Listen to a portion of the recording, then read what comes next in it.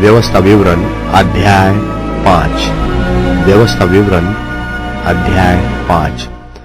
मूसा ने सारे इस्राएलियों को बुलवाकर कहा, हे इस्राएलियों, जो जो विधि और नियम मैं आज तुम्हें सुनाता हूं वे सुनो, इसलिए कि उन्हें सीखकर मानने की चौकसी करो।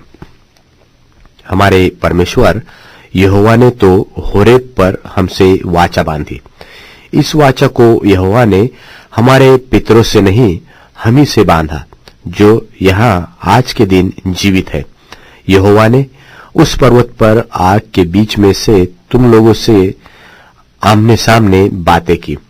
उस आग के डर के मारे तुम पर्वत पर न चढ़े, इसलिए मैं यहोवा के और तुम्हारे बीच उसका वचन तुम्हें बताने को खड़ा रहा।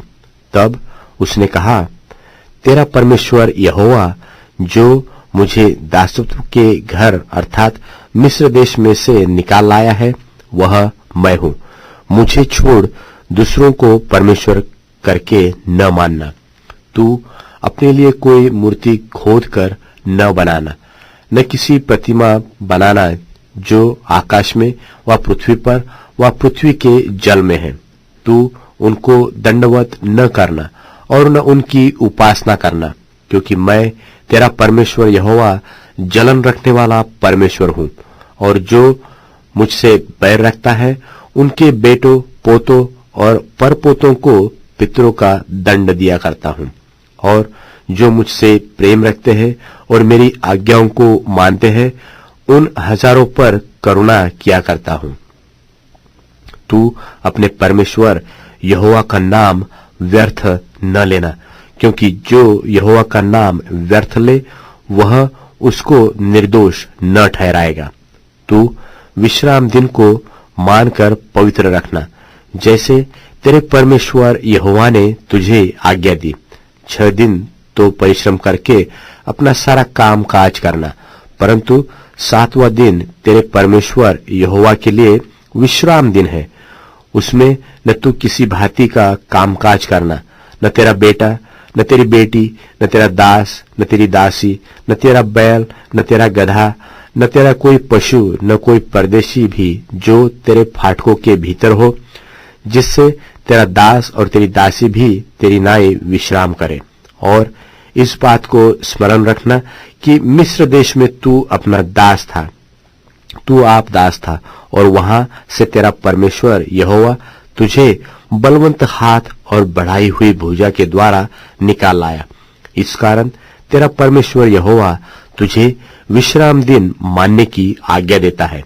अपने पिता और अपनी माता का आदर करना, जैसे कि तेरे परमेश्वर यहोवा ने तुझे आज्ञा दी है, जिससे जो देश तेरा परमेश्वर यहोवा तुझे देता है उसमें तू बहुत दिन तक रहने पाए और तेरा भला हो।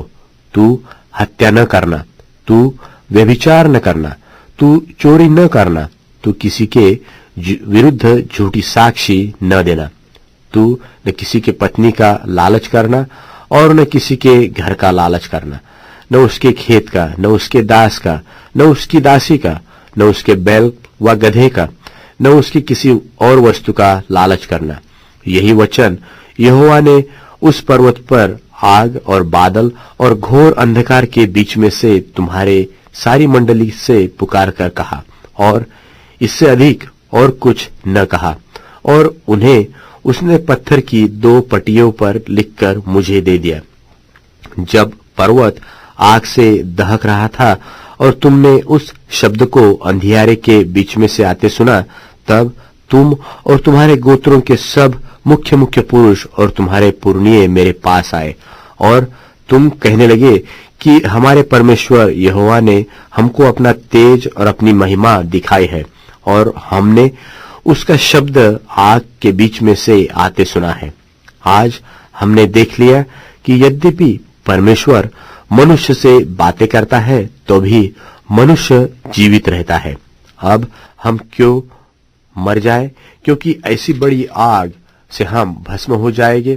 और यदि हम अपने परमेश्वर यहोवा का शब्द फिर सुने तब तो मर ही जाएंगे, क्योंकि सारे प्राणियों में से कौन ऐसा है जो हमारी नाई जीवित और अग्नि के बीच में से बोलते हुए परमेश्वर का शब्द सुनकर जीवित बचा रहे।